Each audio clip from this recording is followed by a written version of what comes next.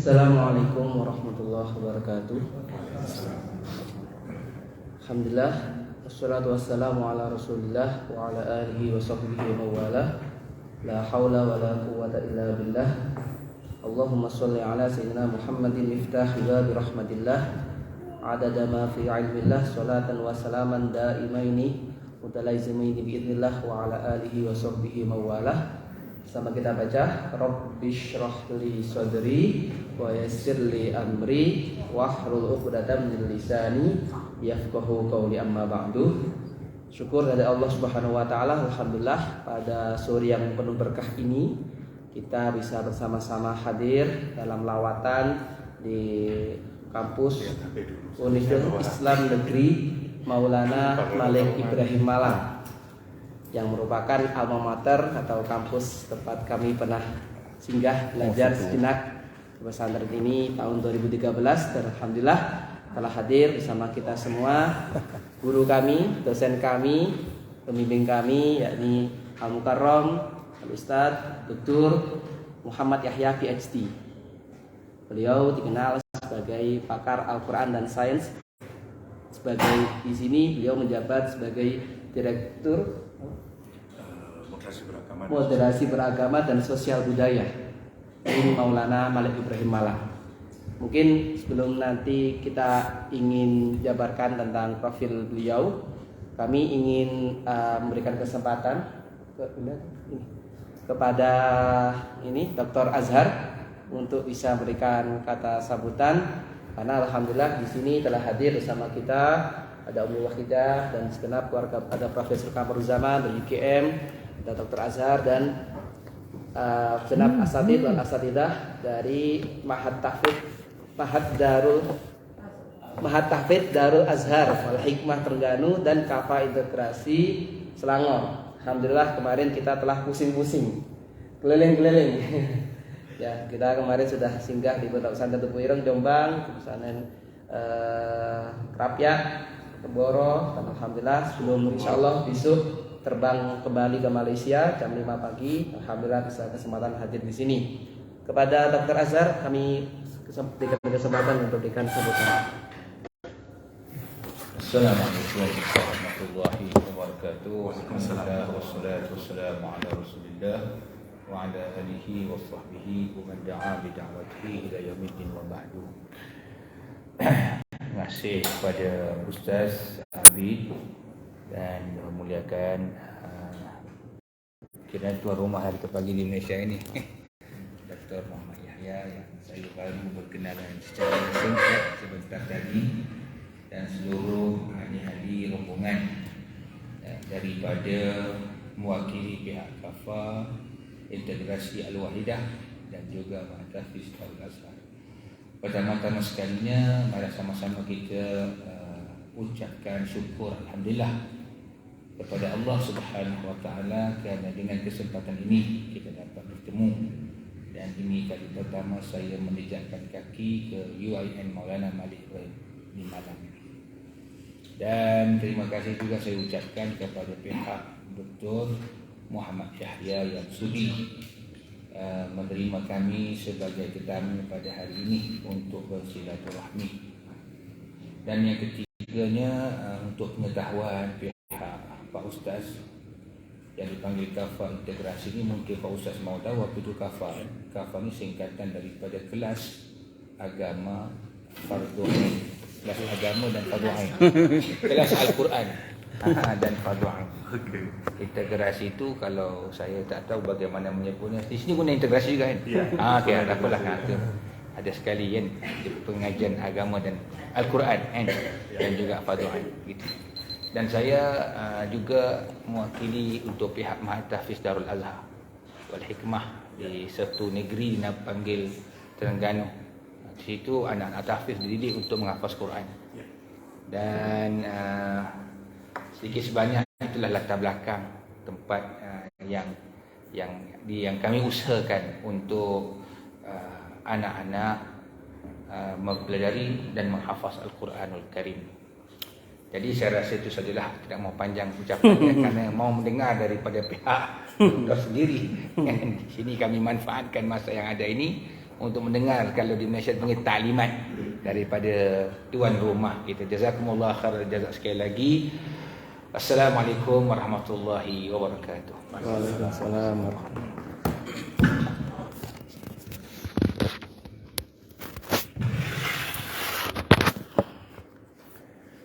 Terima kasih diaturkan kepada Ustadz Ustadz Azhar. Kebetulan memang beliau alumni dari Universitas Al-Azhar Kairo, Mesir. Dan alhamdulillah beliau mengemban S3 di UIM, International University of Africa. Of Malaysia, maaf. Ya, alhamdulillah. Azhar di Afrika. Kebetulan di sini juga ada alumni dari Afrika Selatan, dari Darul Ulum Zakaria ya. Nah ini Ustaz siapa? Oh, alhamdulillah. Ya, pakar hadis. Hadis. Nah, kalau saya cuma muhaddas saya. Alhamdulillah. Jadi sebelum beliau akan menyampaikan materi terkait bagaimana integrasi. Nah, integrasi karena kita bersama dengan Kafa integrasi antara Al-Quran dan sains. Dan juga nanti beliau akan menyebutkan tentang bagaimana Al-Quran berbicara tentang tasawuf. Jadi Al-Quran, sains dan tasawuf ini satu hal yang saya kira begitu urgent, begitu penting untuk bisa kita kupas. InsyaAllah kita akan menyimak paparan beliau seluas-luasnya. Silahkan. Dan InsyaAllah semoga nanti ada kesempatan. Beliau yang pernah ke Malaysia ya? Ya, beliau juga pernah ke Malaysia. Alhamdulillah beberapa kali karena beliau menempuh pendidikan S1 double degree saja di UIN, sekarang UIN di Sunan Ampel, Surabaya, dan di mana? Di Universitas Airlangga, fisika dan agama. Nah, ini jadi mulai jenjang S1 beliau sudah menempuh double degree untuk agama dan sains. S2 beliau di Filipina ya, di Universitas apa? Ya. Di Filipina, dan S3-nya beliau tempuh di Melbourne, di Australia. Bahkan sampai sekarang beliau masih membina kampung muslim yang ada di Melbourne. Nah, ini sungguh luar biasa. Beda dengan saya biasa di luar karena saya hanya murid beliau. Maka alhamdulillah kita bisa hadir di sini. Sajaya sudah bisa membuka penasaran beliau karena ini pertemuan pertama beliau ini secara offline, karena beliau juga banyak mengisi kajian di online. Silakan nanti dilihat di YouTube. Klik saja nama beliau Dr. Muhammad Yahya. Sudah banyak kajian-kajian beliau. Baik, maka kami berikan kesempatan kepada beliau untuk bisa menyampaikan materinya. Terima kasih. Wallahu minkum. Assalamualaikum warahmatullahi wabarakatuh. Kepada beliau kami persilakan. Allahumma shalli ala Muhammad. Terima kasih. Assalamualaikum warahmatullahi wabarakatuh. Salatu wassalamu ala man la nabiyya min ba'dih wa alihi wa sahbihi wa juldihi amma ba'd. Ikhwah fillah rahimakumullah, para asatidz, para kiai, profesor, para apa? Oke. Pak Cik dan Mak Cik, puan dan tuan yang dirahmati Allah SWT. Saya kira tadi awalnya waktu Mas Abid ini menelpon mau ngelihat kampus. Tadi saya nggak tahu apa-apa, baru tadi di situ. Baru di situ tadi nanti sampean bicara Al-Quran dikaitkan dulu. Wah, sudah sangat paham, jadi tak perlulah beliau belajar lagi. Mohon maaf sebelumnya, saya tidak ada preparation sama sekali. Jadi kita mengalir saja mungkin. Saya cerita sebentar tentang integrasi di Indonesia dulu, baru nanti mungkin kita diskusi satu ayat mungkin. Tentu sebagai trigger untuk bisa kita diskusi. Yang pertama, di Indonesia itu dulu UIN ini atau Universitas Islam Negeri namanya dulu institut. Jadi hanya mengkaji ilmu keagamaan saja, tidak mengkaji ilmu umum ya seperti sains dan seterusnya. Tapi perkembangannya menuntut untuk membentuk universitas. Karena itu pemerintah kemudian memberikan izin untuk membuat universitas dengan syarat ada integrasi. Jadi yang membedakan dengan katakanlah yang tidak tepat juga sebenarnya istilahnya so-called secular university. Seperti di depan sana itu Brawijaya University, dia tidak ada jurusan agama. Karena itu dia pure seperti lazimnya universitas. Tetapi semua yang dibawa Minister of Religious Affairs itu harus ada integrasinya. Nah, saya menjadi ketua kepala pusat integrasi sejak 2007 dulu di sini sampai 2021. Jadi karena memang prasyarat untuk bisa menjadi universitas adalah harus ada integrasinya. Karena itu memang, tapi sampai di mana integrasinya ternyata tidak mudah memang. Kita berusaha melakukan integrasi itu sampai pada silabus ya. Jadi bagaimana melakukan insersi dan seterusnya di lapangan. Tetapi kenyataannya memang susah karena memang integrasi yang paling baik adalah dilakukan oleh orang yang polimat, memang ahli agama sekaligus ahli di bidangnya. Kalau punya satu bidang memang susah. Apalagi teman-teman arsitektur, teman-teman civil engineering, bagaimana? Susah sekali memang. Akhirnya kalau secara terbuka saya bisa katakan integrasinya lebih bersifat masih kita menyebutnya cut and paste. Jadi nyari-nyari ayat kemudian ditempelkan ke kajian apa yang kita diskusikan gitu. Kenapa? Karena memang susahnya untuk memiliki bidang keilmuan yang bisa diintegrasikan. Dan akhirnya tentu yang terbaik kemudian melalui riset team. Jadi biasanya yang agak lebih baik adalah jika kita melakukan kajian maka melibatkan berbagai aspek kayak interdisciplinary studies kemudian. Jadi ada orang lughahnya, ada orang tafsirnya, kalau bidang penelitiannya di biologi berarti ada orang biologinya gitu. Tapi itu tidak bisa dilakukan di kelas-kelas. Secara metodologi sebenarnya kita sudah alhamdulillah semua mahasiswa yang masuk di UIN Malang itu 1 tahun harus tinggal di ma'had. Karena maunya kita itu untuk menjadikan polimat setidaknya mereka harus dibekali dengan kemampuan bahasa Arab dan al-ulum ad-diniyah. Nah, harapannya 1 tahun itu setidaknya sudah memiliki bekal mereka gitu. Setelah itu baru kuliah yang didapatkan di kelas-kelas itu bisa diintegrasikan.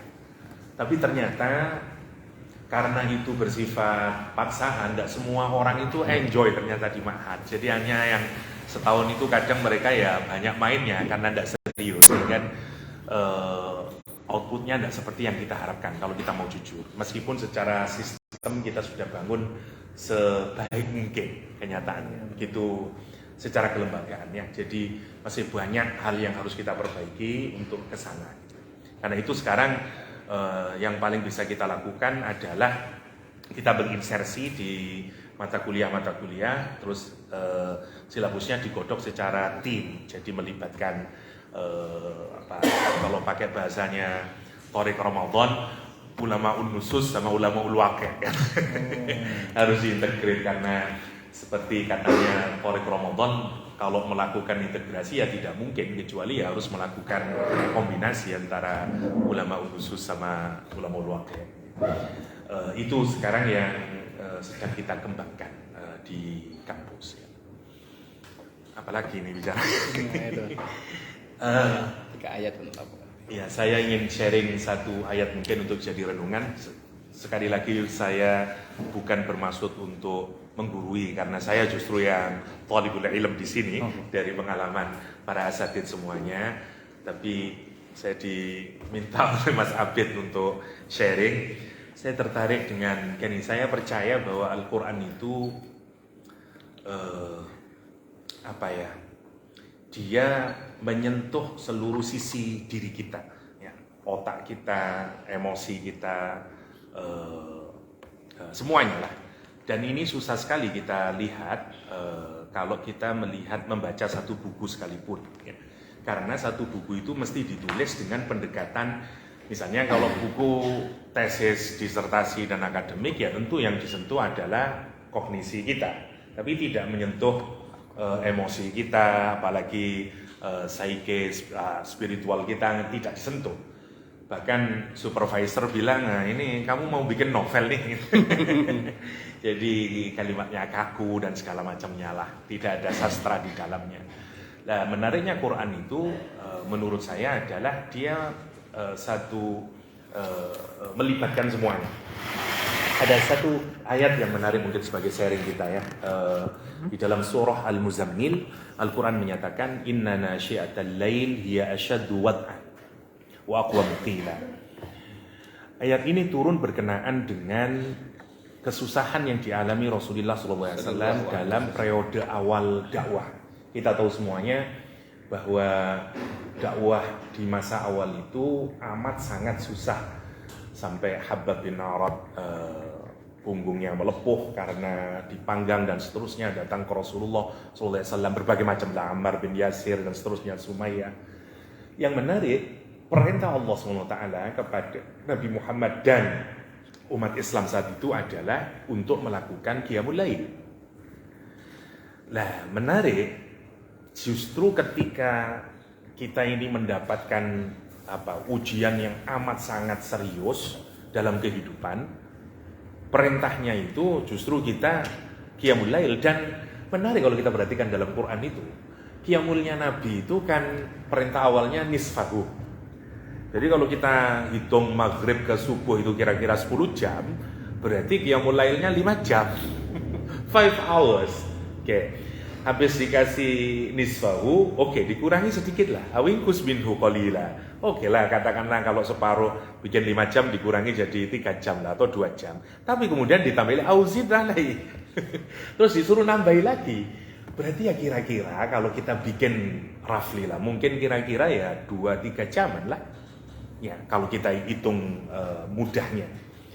Nah, yang benar untuk kita pikirkan, pada saat surat Al-Muzammil turun, surat Muzammil kan kira-kira surat ke-5 lah kalau saya tidak keliru ya. Jadi Al-Alaq, Al-Fatihah, Al-Qalam, Al-Mudaththir, Al-Muzammil. Dan tidak seluruh surah saat itu sudah turun lengkap. Jadi masih Al-Alaq yang lengkap, Al-Fatihah lengkap. Jadi kalau kita tulis dalam lembaran, mungkin ayat Quran masih 2 lembaran lah mungkin.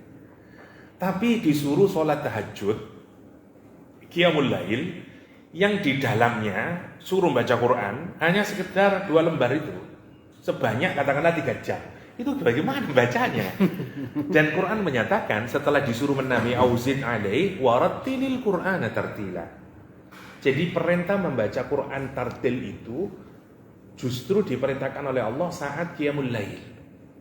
Nah, menarik. Jadi kalau kita lihat, berarti Quran yang 2 lembar itu kira-kira dibaca secara tartil, berarti kan berulang-ulang itu membacanya. Nah, itu yang saya tertarik. Kenapa Quran kok menyuruh di saat orang itu berada dalam situasi yang sangat serius, mendapatkan ujian berbagai macam, justru kita disuruh tegak berdiri di tengah malam, membaca Al-Quran dengan bacaan yang tartil. Fungsi tartil adalah jangankan tartil, tajwid dibikin adalah agar kita memahami bacaan yang dibaca. Ya, bukan untuk sebenarnya tujuan utamanya bukan membuat bacaan menjadi enak didengar. Tapi kenapa ada tajwid? Karena biar mudah menangkap pesannya. Karena bacaannya menjadi clear sehingga mudah. Artinya kalau dibaca tartil, tujuannya adalah bacaannya itu mampu difahami oleh otak kita. Nah, sekarang menarik. Setelah itu kemudian Quran menggunakan kalimat inna nasyi'atal lail hiya asyaddu wad'an. Wad'an makna pertamanya ini ada orang lughah misalnya ya. Makna pertamanya to subdue, to suppress. Ya. Karena orang yang menginjakkan ke tanah wata', tapi di sini kemudian para misalnya kalau saya tidak keliru Imam Alusi dalam Ruhul Ma'ani itu ngaitin ke jiwanya kita. Jadi cara menurut Al-Quran untuk menekan our evil desire itu adalah nasyi'atal lail.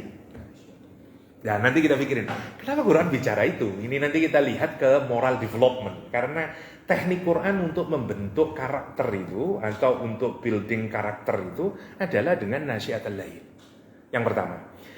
Mana yang kedua dari kalau kita lihat di ilmu qiraah, wad'an itu juga bisa dibaca wita'an. Wita'an maknanya adalah to conform. Untuk membuat sinergi. Kenapa? Karena yang mau dikonformasi itu adalah Jadi kan gini, kalau saya nyontohin itu mudahnya, kalau kita ini pakai naik mobil kita itu kereta ya, karena keliru. Kereta. Kalau naik kereta itu kita gunakan lama, biasanya dia tidak balance lagi. Kalau kita lepas ini tangan, kemudian dia akan ke kanan kayak gini. Dan butuh di alignment. Butuh alignment. Lah, wiltoan itu tuh line. Ya. Orang kita nyebut kalau di Indonesia namanya spurring balancing di Indonesia. Oh, spurring balancing. Di Indonesia. Oke.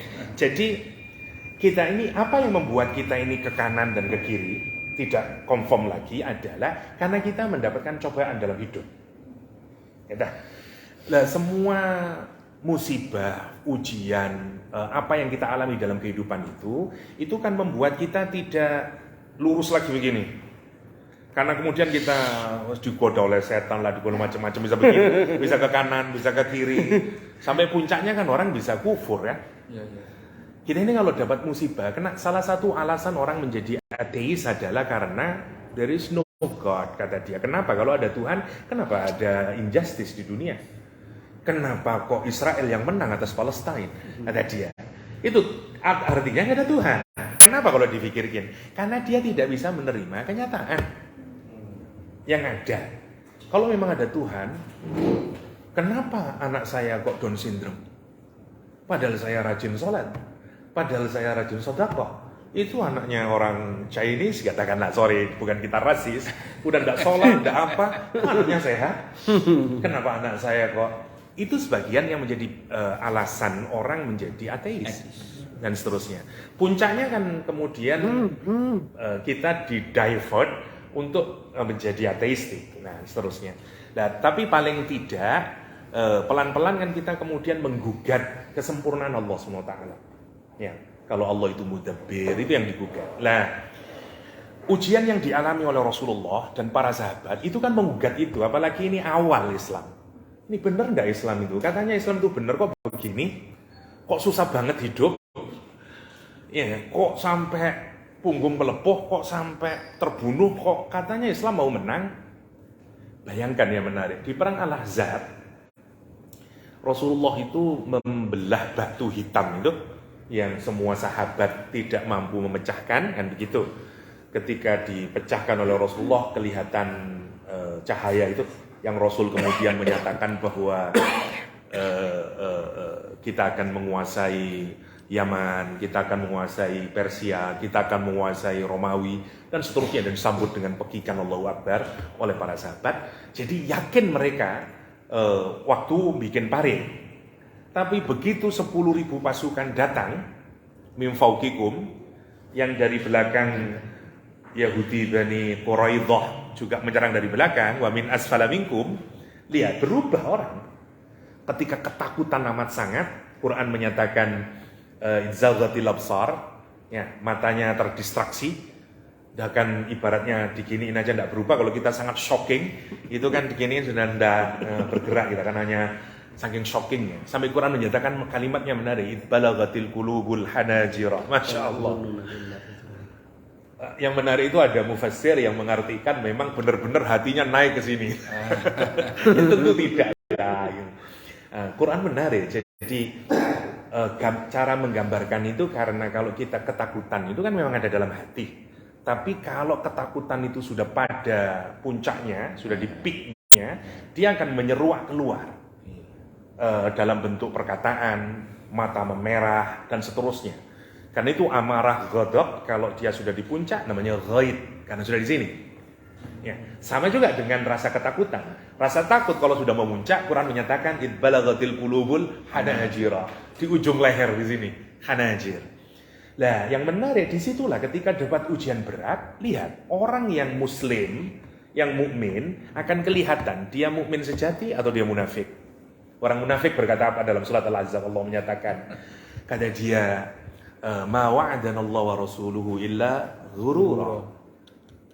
Disitulah poinnya, sama orang menjadi ateis dulu, menjadi tipuan belaka Tuhan ini.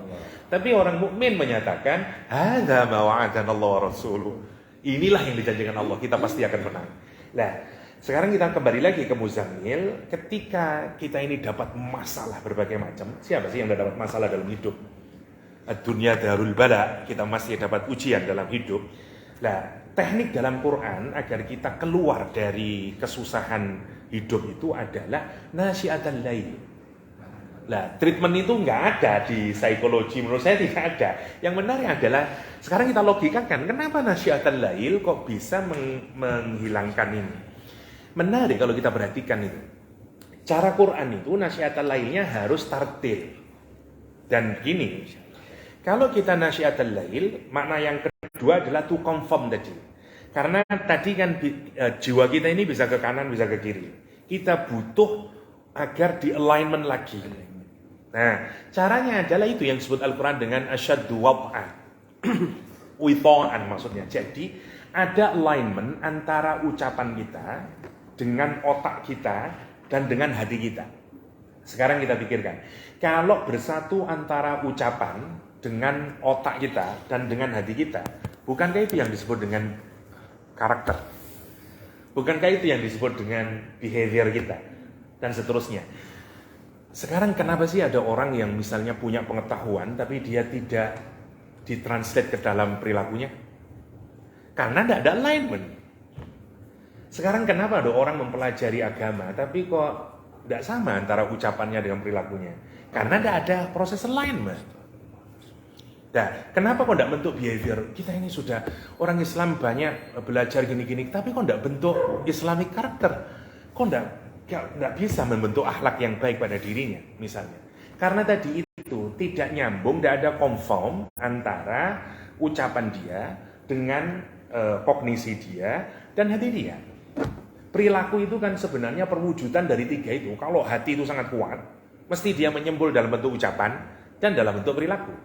Dan kalau itu dihabituasi, kita jadikan dia habit akan menjadi karakter.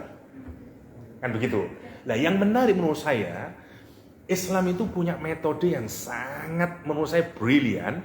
Karena waktu kita malam, kenapa kok harus malam hari melakukan itu? Karena tidak ada noisy.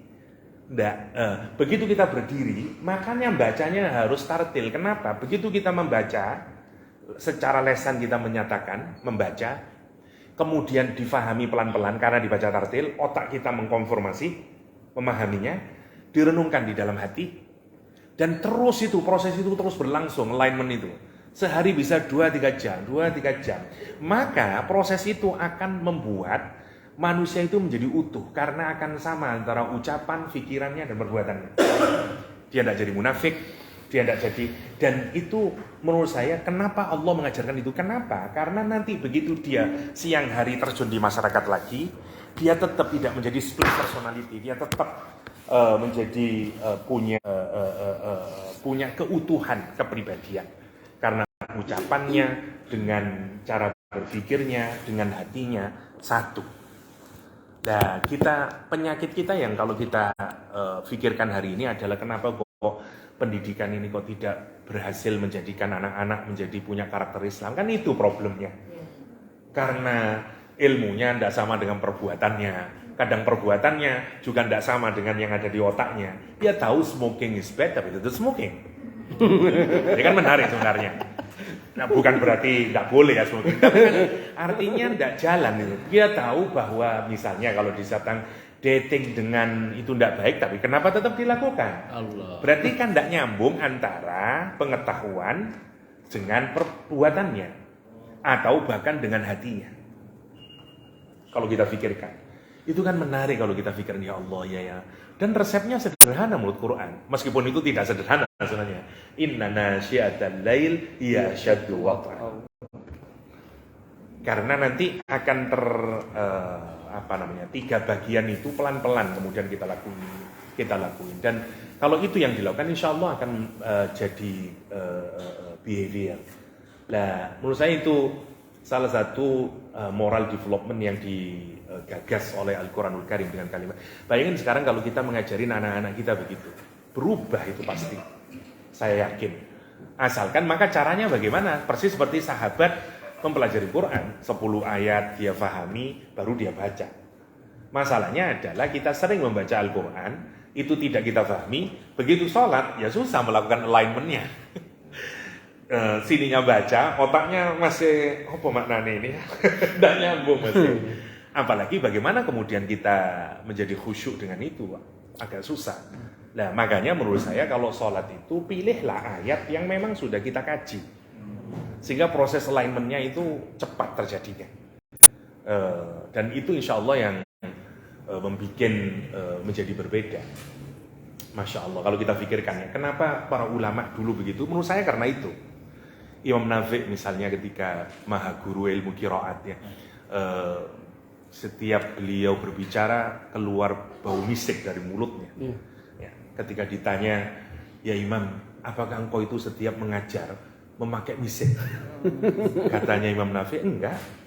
Saya itu bermimpi Rasulullah SAW dan Rasul itu membacakan Al-Quran di depan mulutku. Ya Allah. Sehingga aku itu kemudian begitu bangun, setiap aku berbicara, kemudian keluar bau misik. Masya Allah. Ditanyain lagi oleh Al-Musayyibi ketika menceritakan, kenapa engkau itu kok berbinar wajahmu dan seterusnya. Dia menjawab, karena aku dalam mimpi itu membacakan Quran di depan Rasulullah SAW dan seterusnya. Ada kisah yang menarik dari Imam Nafi itu. Ketika beliau sakaratul maut, anak-anaknya mengitari dia. Kemudian anak-anaknya berkata, tolong wasiati kami, kata dia. Imam Nafi cuma membacakan ayat pertama surah Al-Anfal. Yas'alunaka 'anil anfal. Ya. Falillahi war rasul fattaqullah wa aslihu dzata bainikum wa atiiu Allah wa rasul in kuntum mu'minin. Yang menarik, kenapa Imam Nafi membicarakan ini? Karena kalau kita lihat menariknya, ulama-ulama ahli Quran itu menurut saya tadi itu ucapannya sama pemikirannya sama perasaannya itu tadi itu sudah line-nya sudah jalan. Living Quran. Coba bayangkan ayat surat Al-Anfal itu kan turun ada ghanimah, ada ada anfal kan gitu biasanya. Anfal itu reward yang dikasihkan oleh Supreme Commander dari peperangan karena seseorang itu performanya baik dalam peperangan. Karena itu dikasih nafal. Ya, ziyadah mana al-atiyah sebenarnya. Anfal itu dari kata nafal, atau ada juga yang mengartikan aziyadah minal khair. Karena itu salat nafilah. Karena dia ziyadah minal khair. Okay.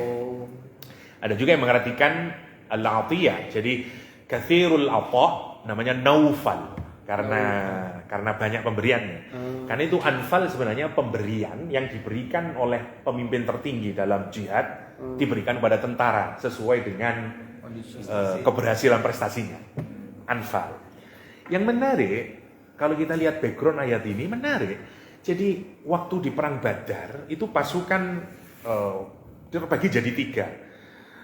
Ketika pasukan kufar Quraisy itu lari terbirit-birit, sekelompok pasukan terus mengejar.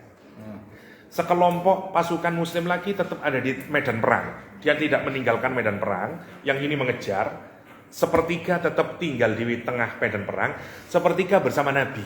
Karena membentengi Nabi, jangan sampai ada orang yang mungkin musuh masuk dari belakang, sehingga tetap proteksi Nabi. Dan mereka bersinergi secara baik, 3 kelompok ini. Malam hari terjadi cekcok. Masya Allah kalau kita pikirkan ya. Kata yang lari mengejar ini, kata yang ngumpulin ghanimah, karena yang ngumpulin ghanimah yang di tengah, yang tidak bergerak mengejar ini atau yang bersama Nabi. Kata dia, ini harta rampasan perang bagi kita, wong kita kok yang ngumpulin. Yang mengejar kata dia, enak saja kamu, saya itu mengejar musuh. Kalau saya tadi tidak mengejar musuh ya tentu saya juga akan ngumpulin ghanimah. Yang bersama Nabi komplain juga. Saya itu bukan tidak berani berada di tengah, tapi saya memproteksi Nabi. Bayangkan, ini sahabat Nabi yang kita ini disuruh beriman seperti beliau. Itu saja bisa cekcok karena urusan ghanimah. Apalagi kita. Karena itu terus turun ayat ini, yas'alunaka 'anil anfal. Karena ada banyak asbab nuzulnya. Kalau dalam riwayat Sa'ad bin Abi Waqqas itu menarik. Sa'ad bin Abi Waqqas itu punya adik namanya Umar. Umar wafat. Sahid Umar. Nah, yang membunuh itu di depannya musuhnya itu. Akhirnya Sa'ad bin Abi Waqqas sebagai kakak menerjang ngalahin yang membunuh orang kafir ini. Pedangnya diambil, namanya seingat saya Dzal-Katifah atau apa namanya. Diambil pedangnya dan kemudian karena seakan-akan itu jadi memori lah buat dia. Adik saya sudah mati, lah minimal yang membunuh adik saya itu sudah saya bunuh, lah pedangnya itu mau saya ambil. Dia kepada Rasulullah SAW menyatakan, ya Rasulullah, please kasih pedang itu kepada saya. Kenapa? Karena kata dia, saya sudah kehilangan adik saya.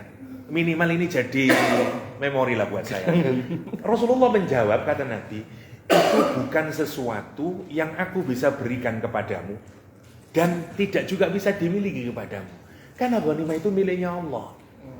Kecewa Sa'ad bin Abi Waqqas. Saya sudah kehilangan adik, pedangnya tidak dikasih. Makanya itu menjadi ayat itu turun, yas'alunaka 'anil anfal. Karena kemudian Rasul itu membagi bukan menurut keinginan para sahabat, tapi menurut ketentuan lillahi wa rasul. Nah, yang menarik, tapi kemudian sahabat damai, dikasih trik kemudian bagaimana agar kita ini tidak bercerai-berai karena potensi harta itu. Makanya caranya adalah fattaqullah waslihu dzata bainikum wa atiullah. Nah, yang menarik kalau kita kembali lagi ke Imam Nafi', kenapa Imam Nafi' nasihatin itu? Lihat, saya ini hanya menunjukkan alignment-nya para qurra kita itu. Masya Allah. Kalau kita pikirkan ini, kenapa dia nasihati anaknya gitu? Bukankah banyak kalau orang tua itu wafat, saudara kandung itu bisa berkelahi karena berebut harta waris. Jadi nasihatinnya baik itu kondisi sakaratul maut. Kita kalau sakaratul maut ingat ayat Al-Quran. Masih mikir-mikir mana ayat Al-Quran yang sesuai ya. Masya Allah. Itu tidak mungkin kecuali orang yang inna nasyatan lail yashadu waqan. Menurut saya. Karena sudah Quran itu bukan hanya di lesannya, tapi Quran ada di otaknya, Quran ada di hatinya. Ya kalau begitu ya pantas kemudian menjadi karakter. Problem kita itu di situ. Lah latihannya di mana? Kita tidak melatih anak-anak kita untuk punya proses alignment itu. Pendidikan kita belum ke sana kalau kita mau jujur. Ya, di kampus kita mengasih kognisinya, tapi kita tidak punya satu kegiatan yang bisa menggabungkan tiga-tiganya. Nah, nasyiatul lail itu menarik dan itu bukan superficial karena dilakukan sendiri. Kalau ditrain bareng-bareng itu bisa masih fake itu. Tapi kalau kita sendiri berhadapan langsung dengan Allah, baca sendiri, misalnya mohon maaf ya, ini bukan mengkritik, misalnya ada dulu ramai SQ, ya training SQ dan seterusnya, ESQ dan segala macamnya. Ini kan karena kenapa habis orang di training lupa lagi, tidak ada kesadaran lagi, kenapa? Ya karena masih dituntun itu bukan dari diri sendiri.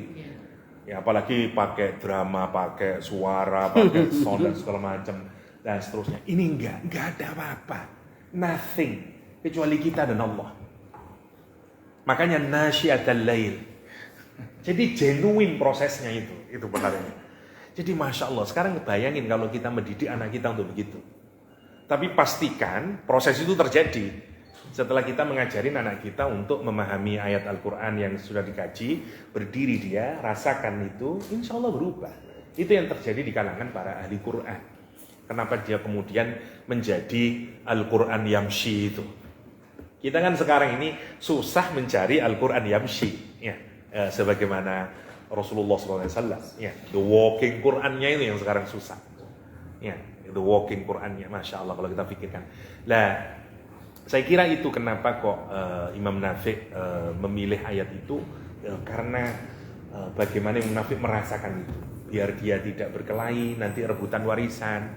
Makanya fattaqullah. Yang menarik lihat, fattaqullah, obatnya juga keren. Cara Quran membuat orang itu tidak berkelahi dalam urusan harta.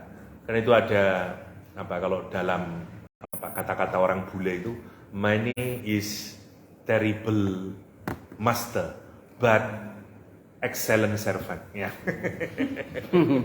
Itu memang bener ya.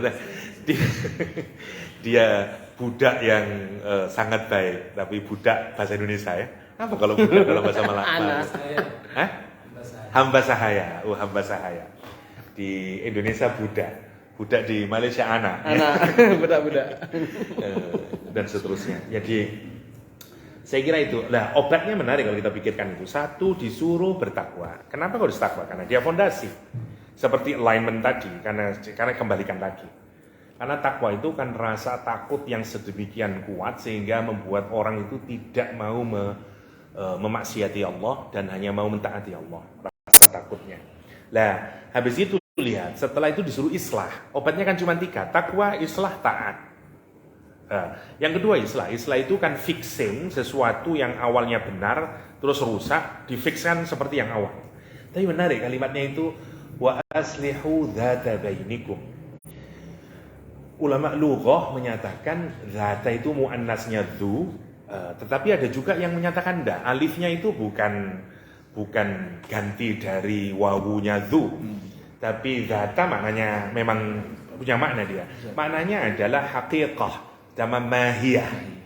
Ya, yang benar untuk dipikirkan, berarti aslihu dzata bainikum, islahlah dengan sesuatu yang substansial, yang esensial. Kita ini kalau sedang berkelahi atau apalah antar sesama muslim, biasanya kita menyelesaikan itu hanya superficial saja. Tidak menyentuh hal yang paling substansial dari apa yang kita ributkan. Termasuk sekarang mungkin ya antara apalah Salafi dengan Wahabi dengan dan seterusnya. Di Indonesia alhamdulillah dulu kita berkelahi antara Muhammadiyah dan Nahdlatul Ulama. Sekarang sudah enggak. Kunut. Sekarang Muhammadiyah dan NU sudah cair sekali karena orang Muhammadiyahnya sudah tahlilan. Ya, sudah. Sekarang yang berkelahi bukan Muhammadiyah NU tapi Salafi sekarang yang berkelahi. Yeah. Penggantinya. Jadi, tapi kalau Muhammadiyah sudah cair karena ya mungkin perkembangan terus melihat sudah ada banyak yang sudah mulai memahami cara pandangnya ternyata yang berbeda, sekarang sudah cair sekali.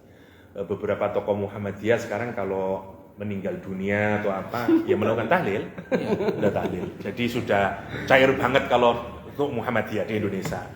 Tetapi yang untuk Wahabi Salafi itu masih. Itu beda antara sini Muhammadiyah dengan Wahabi Salafi. Lebih kenceng. Kalau di Indonesia itu, kalau di level ya, yang paling keras sendiri Salafi. Salafinya juga bermacam-macam. Ya, karena di Indonesia itu Salafi terbagi setidaknya menjadi, kalau dipisah jadi dua golongan besar. Ya. Yang pertama Salafi yang sama sekali tidak mau berkaitan dengan harokat Islamiyah. Misalnya Salafi yang masih diperkirakan punya kaitan dengan Ikhwanul Muslimin, dengan apa, lah itu mereka habisin. Kalau di Indonesia biasanya antara alumni Yaman sama alumni Madinah. Kalau di Indonesia, yang paling kencang kalau di Indonesia, paling keras kalau di Indonesia yang Yaman, yang saya Mukbil bin Hadi. Ya. Terus bawahnya adalah yang alumni Madinah. Jadi dan ini berkelahi di Indonesia. Antar sesama Salafi. Jadi gesekannya kenceng di Indonesia antara ini, saling mentabdid, saling mentahjir antar mereka sendiri. Nah, Salafi ini kemudian mengkritik yang kalau lebih di bawahnya Salafi kalau di Indonesia Persis, Wahdah Islamiyah di Bandung terutama yang banyak. Nah, habis Persis baru ke Muhammadiyah urutannya itu. Kalau mau dilihat level kekerasan. Iya. Kekerasan dalam aspek teologi maksud saya. Jadi begitu kalau di Indonesia. Alhamdulillah pelan-pelan mulai agak cair, ya mungkin perkembangan zaman semakin belajar lebih dalam lagi. Sekarang sudah mulai agak cair, tapi ya Salafi mungkin yang masih cukup kuat dalam pengertian kajian-kajiannya itu masih cukup. Makanya di Indonesia ini sekarang ada pengarus utamahan atau mainstreaming religious moderation. Sebenarnya sekali lagi ya bukan memoderasikan agama, tapi religiosity, cara kita beragama ketika di masyarakat itu yang mau dimoderatkan, dalam pengertian jangan dibawa-bawa seperti yang tadi itu. Di Indonesia lagi booming sekarang, tidak menggunakan istilah toleransi beragama, tapi moderasi beragama. Kenapa? Karena di Indonesia itu makin menguat belakangan ini orang yang beragama yang menggunakan cara-cara kekerasan, sehingga tidak menghargai kemanusiaan, sampai ngebom dan segala macam lah, bunuh orang dan seterusnya. Dia diawali dari tadi itu tabdik, naik terus sampai ke takfir. Kalau sudah takfir nanti mulai dihalalkan darahnya. Nah, cukup pemerintah hadir di situ karena ini cukup menakutkan. Kemudian yang kedua, orang mulai juga truth claim juga menguat, merasa benar sendiri, yang lain salah.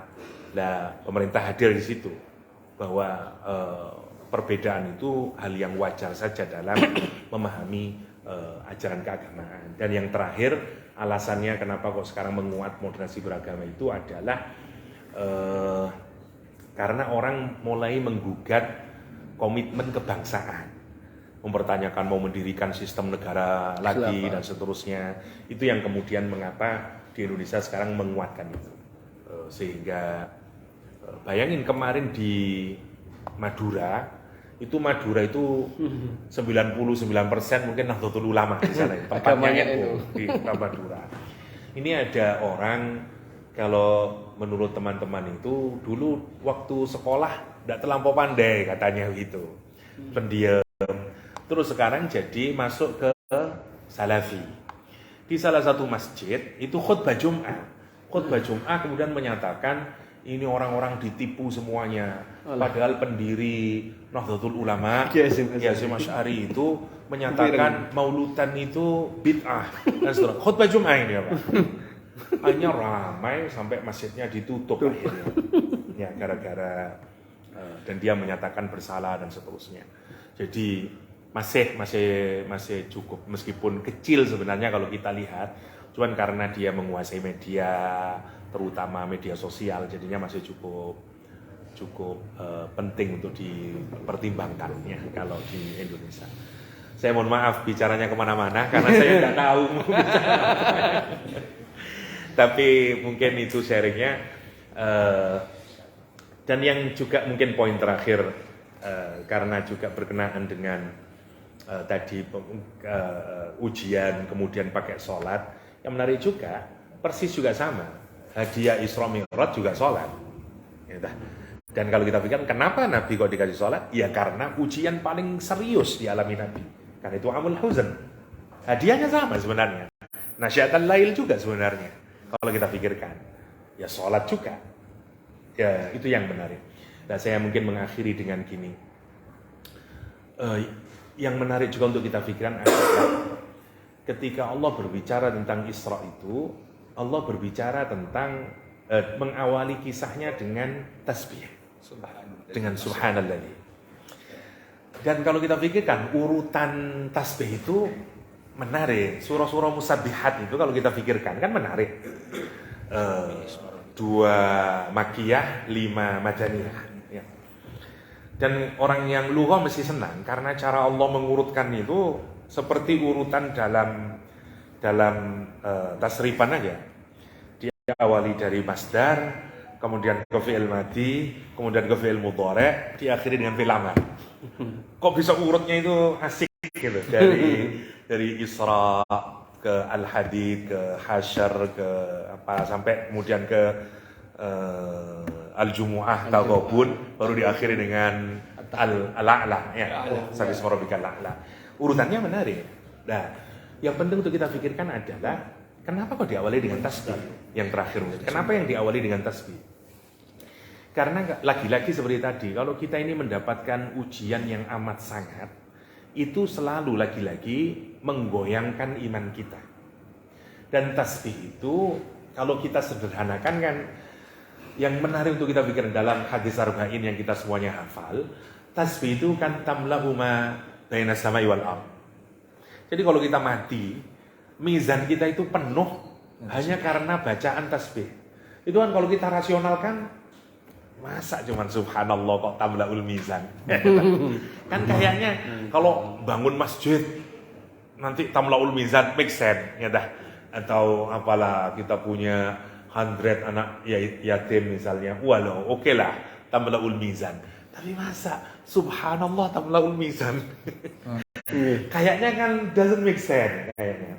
Tapi mari kita pikirkan, karena tasbih itu kan kalau Imam Raghib Al-Asfihani mengartikan al-marrus sari fil ma'i wa fil hawa, kata beliau. Jadi tentu berjalan di air itu artinya ya floating, swimming artinya. Lah orang kalau swimming sama floating itu kan dua hal yang dia lakukan. Satu, memaintain sesuatu sehingga dia tidak ke atas atau ke bawah, kan orang floating. Yang kedua, dia semakin jauh.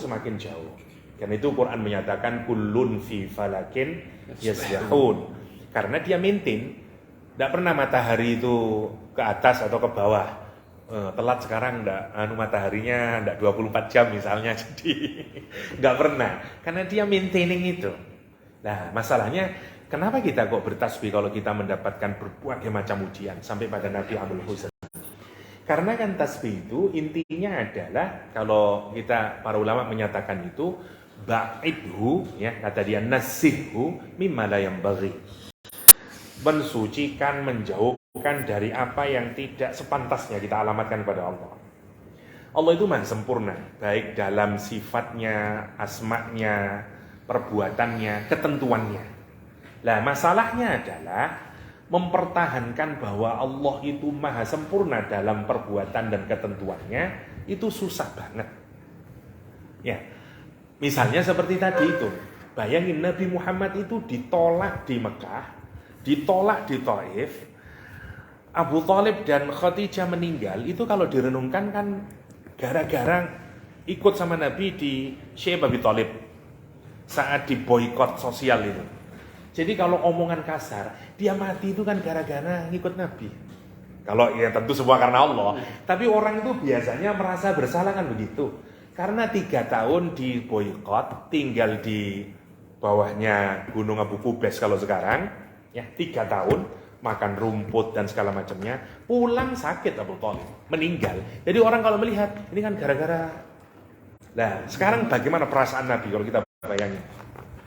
2 orang terkasihnya meninggal itu kan karena dakwah di boykot itu, karena mereka ikut dakwah. Habis itu diusir oleh orang Mekah, habis itu diusir oleh orang Taif. Jadi kan itu goncang sekali iman kalau kita bayangin diri kita ya. Kita kalau kayak begitu, ini apa-apaan Allah ini? Saya tidak digaji berdakwah dan seterusnya. Saya kok begini dan seterusnya. Nah, kita ini kalau dapat ujian untuk tetap bisa mendeklar bahwa Allah itu sempurna dalam ketentuan dan perbuatannya, that very difficult. Saat kita ini anak kita kena Down syndrome dan kita menyatakan no, this is perfect, itu berat. Kita menyatakan subhanallah, dan itulah yang tamlaul mizan. Karena itu berat sekali, tapi itulah obatnya. Nah, bukan berarti orang Islam itu tidak tidak bisa sedih, tetap sedih, tapi dia punya cara yang sangat cepat untuk mengembalikan dia ke set right lagi. Karena tadi itu dia punya kesadaran ini semuanya adalah bagian dari ketentuan Allah Al-Mudabbir dan seterusnya. Itu saya kira yang bisa saya sharingkan. Monggo saya juga ingin dapat masukan dan kritikan dari para asatidz ya. Mohon maaf, itu saja mungkin yang bisa saya sharingkan. Ya, demikian. Assalamualaikum warahmatullahi wabarakatuh. Waalaikumsalam warahmatullahi wabarakatuh. Subhanallah. Ya, ini baru secuil ilmunya ini. Nah, kapan hari insya Allah kita akan waktu khusus Bunda, mungkin insya Allah kita akan bisa menyimak lebih panjang lebar dari kalam-kalam beliau yang sungguh luar biasa. Di sini mungkin kami ingin memberikan kesempatan, mungkin cukup dua penanya. Silakan, mungkin Pak Prof saja ya. Ya, pakai mic langsung aja. Ya, silakan saja. Bismillahirrahmanirrahim. Assalamualaikum warahmatullahi Waalaikumsalam. Alhamdulillah, syukur kepada Allah Azza wa Jalla. Saya boleh Saya selalu saya sudah mengikuti ini waktu saya tinggal 5 bulan di kajian-kajian yang kita mulai dari yang di Surabaya itu yayasan kelembagaan yang di Surabaya. Oh, oke. Nurul Haya. Nurul Haya. Terakhir saya berkomunikasi dengan Bunda sebagai Yahya. Saya tanyakan ring compositionnya surah Al-Baqarah. Oh. Mulai WhatsApp waktu itu. Masya Allah itu juga Bunda barang saya menjawab PDF-nya.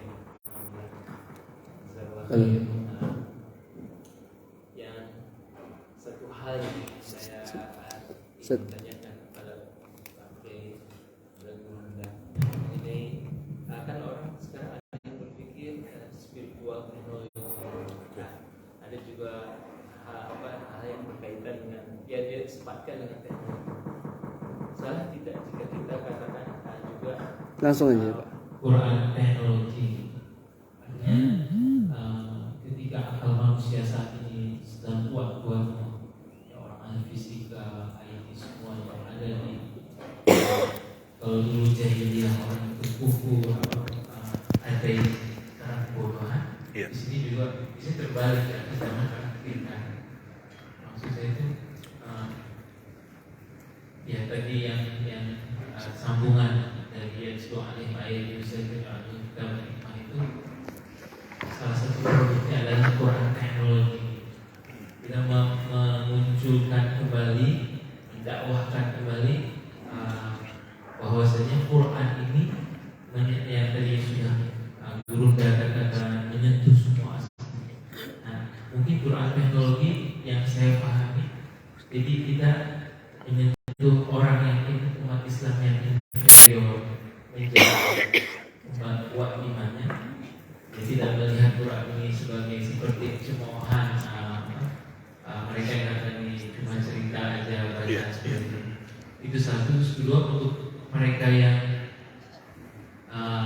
ya untuk ateis atau mereka yang di luar yang merasa bersombong dengan teknologi untuk menaklukkannya. Bagaimana Pak Ustaz ini? Karena saya sendiri suka khawatir ketika saya munculkan Quran teknologi, apakah ini akan menghadirkan Quran? Karena kan fungsinya lebih dari Ada lagi mungkin? Satu lagi? Saya, tapi bagi dokter jawab dulu. Baik. Ya, silakan jawab dulu aja. Jam Kalau mengganggu 4.14. tak apa. Ya, setengah 5 lah. Ya. Saya mohon maaf ada pengajian nanti pada maghrib, jadi saya mungkin 15 menit lagi maksimalnya. Mohon maaf. Yang pertama Aisyah bintu Syati' yang bikin tafsir Al-Bayani itu, beliau nggak suka dengan tafsir saintifik. Alasannya adalah karena melemahkan Quran. Karena bagi dia Al-Quran itu hidayah dan bersifat absolut. Sains itu bersifat tidak absolut. Sehingga kalau kita menafsiri yang absolut dengan yang tidak absolut, dikhawatirkan nanti orang itu salah paham, penafsiran terhadap Quran itu dianggap Quran itu sendiri. Dan akibatnya kita merendahkan Quran. Karena itu Aisyah bintu Syati' termasuk yang gak suka dengan tafsir saintifik.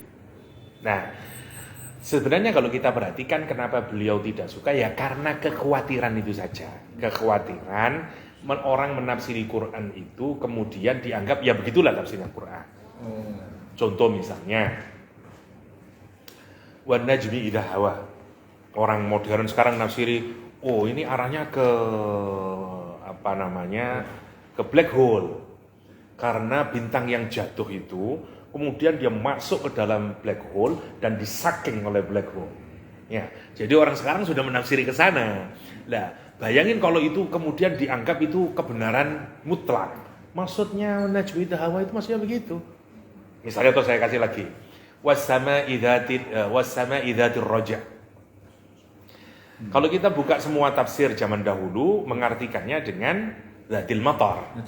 Karena raja bermakna al-matar. Karena sesuatu yang datang dan kembali lagi ya al-matar, hujan kan gitu. Orang sekarang itu tidak mengerti al-matar karena yang datang dan kembali itu sebenarnya bukan itu, karena Quran menyatakan was-sama, space yang punya itu. Nah, dia dihubungkan dengan teorinya Einstein bahwa semua benda di langit itu, ya planet-planet, bintang-bintang itu bouncing. Karena kan space itu ibaratnya seperti trampolin. Ya, kalau trampolin itu ditarik, terus ada benda bulatan, maka dia akan bouncing, beng. Nah itu yang dimaksudkan dzatir raja. Lah orang modern sekarang mengartikan was-sama'i dzatir raja itu dihubungkan dengan teorinya Einstein. Oh, berarti ini mungkin yang dimaui oleh Einstein dan seterusnya. Tapi lagi-lagi kita ini selalu terlambat, yang nemuin selalu mereka, dan kita kelambat ketika terus memahami. Oh mungkin karena begini ya. Saya termasuk orang yang mempercayai bahwa tidak ada muradif dalam bahasa Arab. Makanya saya termasuk yang nggak suka kalau dirojak dimaknai mator. Karena ya rojak mesti rojak ini. Ya meskipun ada makna ya bisa dikaitkan ke al-mator. Tapi kalau memang yang dimaui Allah itu mator, kenapa Quran kok tidak bilang al-mator? Kenapa kok roja? Karena pasti maknanya lebih luas dari roja, begitu. Dari mator, gitu maksud saya. Nah, karena saya ngikutin ulama lugha yang berprinsip nggak ada yang sama setiap kata dalam Al-Quran. Karena saya merasa senang dengan itu. Karena kata-kata Al-Quran itu unik menurut beliau ya. Nah, itu yang apa namanya? Lah, kalau misalnya terus kita mengartikan was-sama'i dzatir raja, terus merujukkan kepada bonceng, tapi kemudian 5 tahun lagi kemudian ada penemuan baru ternyata tidak bonceng, itu yang orang bisa menyalahkan salah ini Quran. Nah, itu yang dikhawatirin Aisyah bintu Syafi'i.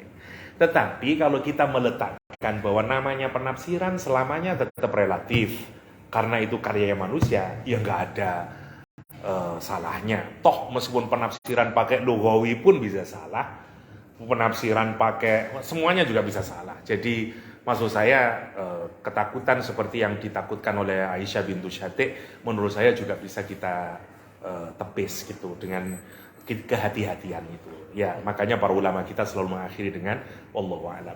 Saya pikir menggunakan teknologi Quran untuk tujuan-tujuan yang seperti itu, saya pikir oke-oke saja. Tapi tentu harus diletakin ini adalah pasih tentu bersifat relatif gitu. Itu aja pedomannya. Biar kita tidak kebablasan terus meyakini, karena ada orang yang memutlakkan gitu pendapatnya. Itu kan gayanya salafi begitu. Pokoknya mananya ini, yang lain kayaknya enggak ada gitu dan seterusnya. Itu yang membahayakan sebenarnya. Tidak hanya pada sains tapi juga pada aspek-aspek yang lain. Apalagi kalau kita percaya dengan kayak Imam Ghazali yang menulis, yang menyatakan bahwa memang Quran itu dzatil wujud, macam-macam maknanya. Yang suka isyari, yang suka tasawuf, yang suka lughah, kita bisa mendapatkan semuanya dari Al-Quranul Karim. Apalagi kalau yang suka Ibnu Arabi, setiap huruf-hurufnya mengandung apa dan seterusnya.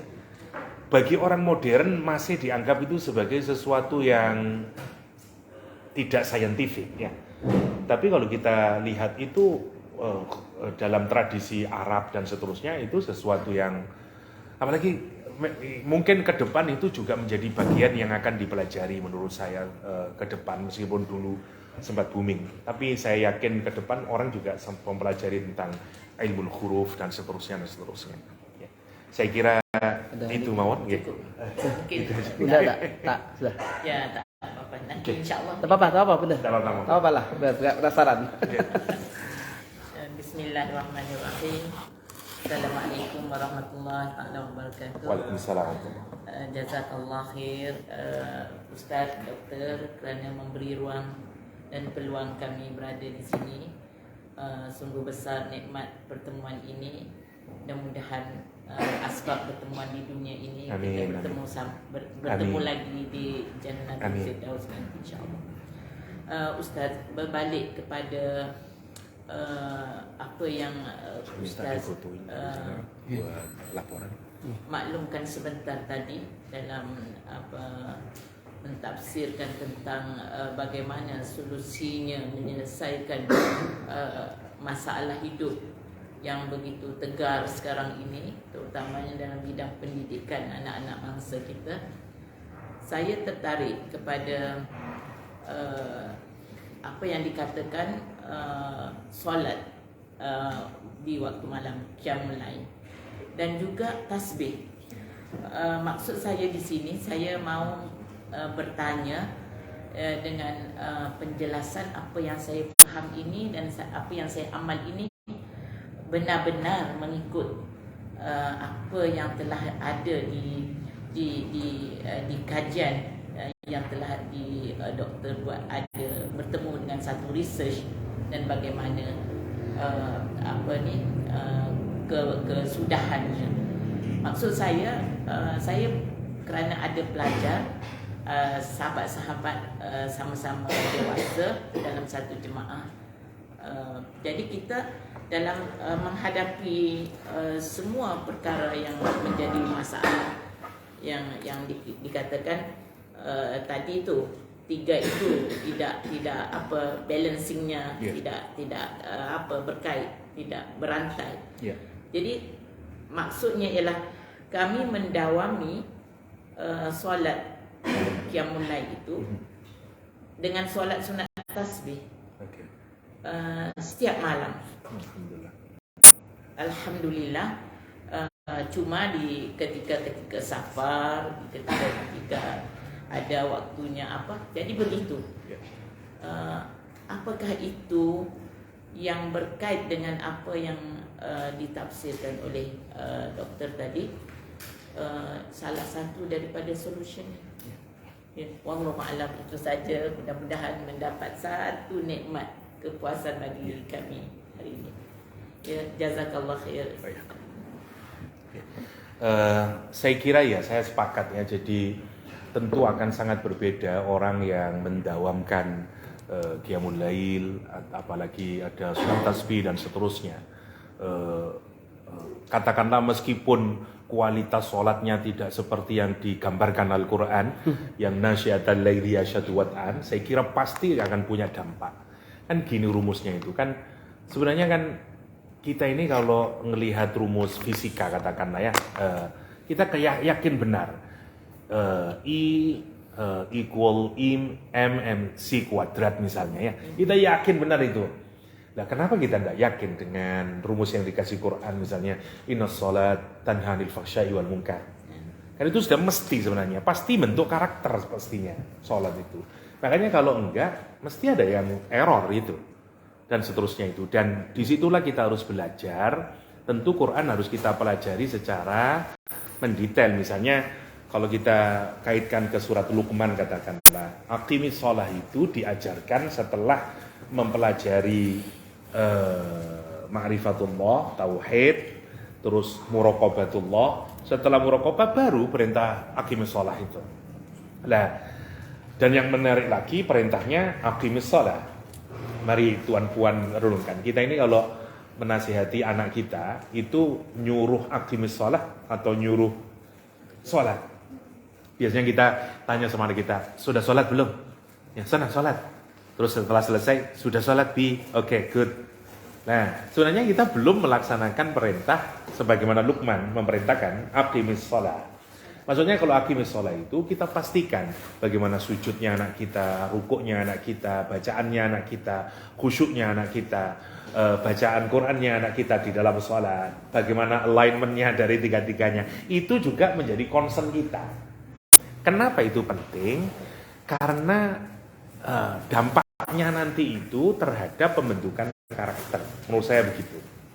Nah gini ya, saya orang sosial, jadi saya tidak tahu di Malaysia, tapi di Indonesia dulu, kira-kira orang tua saya lah, itu kalau bikin appointment, itu selalu menjadikan sholat sebagai center. Misalnya, kapan nanti ketemu ba'da zuhur?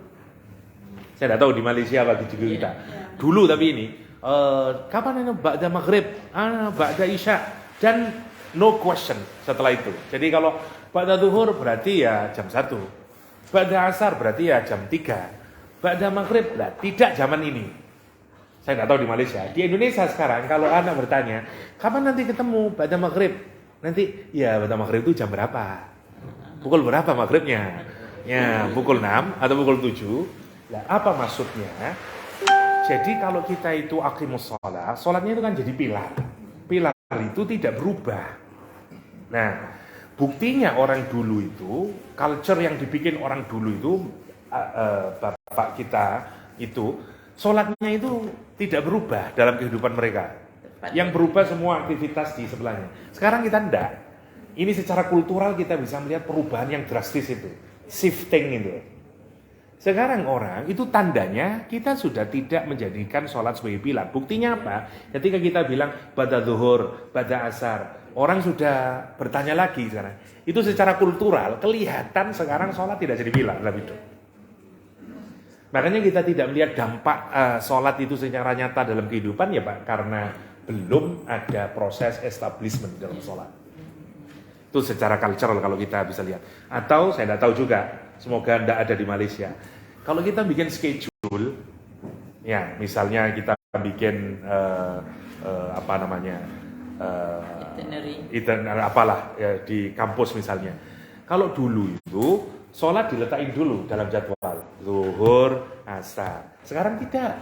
Misalnya jam 1 pukul 1 speech oleh ini, pukul 2 speaker ini. Pukul 3 ini 3 ini sudah asar. Tapi diteruskan 4 ini. Nah, asar ditaruh belakangan. Ya, terus makan, rest and prayer. Jadi kita tidak selalu salah begitu itu. Tapi untuk menunjukkan secara cultural sudah terjadi pergeseran itu. Dan itu tentu efeknya adalah pada kehidupan yang lebih luas kalau kita perhatikan. Dan kita harus mengembalikan itu pada sholat dan seterusnya. Bukan hanya pada aspek waktu ya, tapi pada semuanya lah, sehingga dia punya dampak yang terasa nanti dalam kehidupan kita. Minimal tidak usah mikir terlampau besar. Ya kita mulai dari diri kita sendiri, keluarga kita dan seterusnya. Dan insya Allah itu yang akan melahirkan perubahan. Ya. Dan selalu menarik kalau kita pikirkan Quran itu. Saya ingin mengakhiri dengan cara Luqman mengajarkan muraqabah. Luqman itu memberikan contoh. Kata Luqman, jika ada biji yang sangat kecil, mustard seed, diletakkan di dalam sokhrah, batu yang sangat besar, dan dia ada di fis samawat, tidak tahu di langit sana, au fil ardh. Kalau kita pikirkan, kenapa gambarannya begitu? Karena kalau kita ini mau menemukan sesuatu, yang kalau kita pikirkan, kapan kita kesusahan untuk menemukan sesuatu? Pasti karena 4. 1, karena saking kecilnya. Karena kalau kita menemukan sesuatu yang kecil, aduh mustahil lah, tak mungkin itu. Karena sangat tiny, tidak mungkin. 1. Yang kedua, karena terlampau jauh. Tidak mungkin lah dia terlampau jauh di Mars sana. How? Saya tidak bisa. Yang kedua. Yang ketiga, karena gelap. Kalau ada sesuatu tapi gelap dan ada cahaya, bagaimana kita dapat menemukan? Yang keempat, karena tidak ada pintunya. Kenapa kalau kita ke bank itu susah untuk menjebol? Karena pintunya itu sangat kuat, susah kombinasi angkanya untuk dicuri. Nah, 4-empatnya itu dipakai oleh Luqman. Indahnya Luqman itu.